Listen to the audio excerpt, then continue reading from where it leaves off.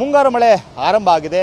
ಮಲೆನಾಡು ಭಾಗದ ಗಿರಿ ಕಾನನಗಳೆಲ್ಲವೂ ಕೂಡ ಹಸಿರು ಹೊದ್ದು ಪ್ರವಾಸಿಗರನ್ನು ಕೈಬೀಸಿ ಕರೀತಾ ಇದೆ. ನಾವೀಗ ಏನು ಹಾಸನ ಜಿಲ್ಲೆ ಸಕಲೇಶಪುರ ತಾಲೂಕಿನ ಹತ್ತಿಹಳ್ಳಿ ಸಮೀಪ ಇರತಕ್ಕಂಥ ಮೂಕನಮನೆ ಫಾಲ್ಸ್ನಲ್ಲಿ ಇದ್ದೇವೆ. ನಾವು ನೋಡ್ತಾ ಇದ್ದೀವಿ, ಒಂದು ರೀತಿ ರುದ್ರ ರಮಣೀಯ ತಾಣ ಇದ್ದು ಸುತ್ತಮುತ್ತ ಬೆಟ್ಟ ಗುಡ್ಡಗಳು, ಹಸಿರು, ಸುತ್ತಮುತ್ತ ಕಾಡು, ಇದರ ನಡುವೆ ಒಂದು ದೊಡ್ಡ ರೀತಿಯಲ್ಲಿ ಹರಿತಕ್ಕಂಥ ಫಾಲ್ಸ್ ಇದು. ವರ್ಷದ ಎಲ್ಲ ಅವಧಿನಲ್ಲೂ ಕೂಡ ಇಲ್ಲಿ ನೀರಿರ್ತದೆ. ಆದರೆ ಈ ಸಲ ಕಳೆದ 4-5 ದಿನಗಳದ್ದೇನು ದೊಡ್ಡ ಮಟ್ಟದಲ್ಲಿ ಮಳೆ ಬರ್ತಾ ಇದೆ, ಆ ಮಳೆಯಿಂದಾಗಿ ಜಲಪಾತ ಬೋರ್ಗರಿತ ಹರಿತಾ ಇದೆ. ಸೊ ಇದು ನೋಡಲಿಕ್ಕೆ ಸಾಕಷ್ಟು ಸಂಖ್ಯೆಯಲ್ಲಿ ಜನರು ಕೂಡ ಬರ್ತಾರೆ. ಮೂಕನಮನೆ ಫಾಲ್ಸ್ ಅಂತ ಹೇಳಿದ್ರೆ ಸಾಕಷ್ಟು ಸಾವಿರಾರು ಪ್ರವಾಸಿಗರನ್ನ ಸೆಳೀತಕ್ಕಂಥ ಒಂದು ಪ್ರದೇಶ ಇದು.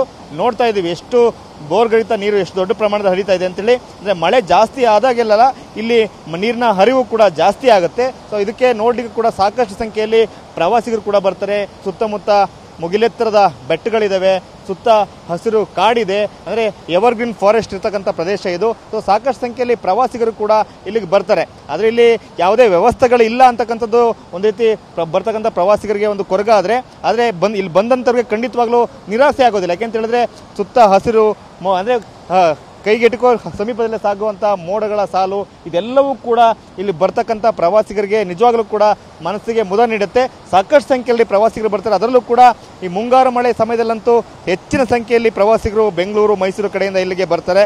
ಬಂದವರೆಲ್ಲರೂ ಕೂಡ ಇಲ್ಲಿನ ಸೌಂದರ್ಯವನ್ನು ನೋಡಿ ಎಂಜಾಯ್ ಮಾಡ್ತಾರೆ. ಸೊ ಆ ಮೂಲಕವಾಗಿ ಪ್ರಕೃತಿ ಏನು ಮನಸ್ಸಿಗೆ ನೋಡಿದ್ರೆ ಮನಸ್ಸಿಗೆ ಮುದ ಕೊಡುತ್ತೆ, ಆ ಒಂದು ಸಂಭ್ರಮವನ್ನು ಎಂಜಾಯ್ ಮಾಡ್ತಾ ಇಲ್ಲಿ ಬಂದು ಸಮಯ ಕಳೆದು ವಾಪಸ್ ಆಗ್ತಾರೆ. ಸೊ ಈ ಸಲ ಅಂತೂ ಅವಧಿಗೆ ಮುನ್ನವೇ ಮುಂಗಾರು ಆರಂಭ ಆಗಿದೆ.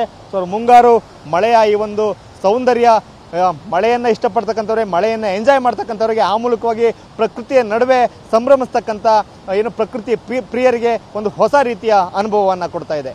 ಕ್ಯಾಮರಾಮನ್ ಮಹೇಶ್ ಜೊತೆ ಮಂಜುನಾಥ್, KB, TV9 ಹಾಸನ.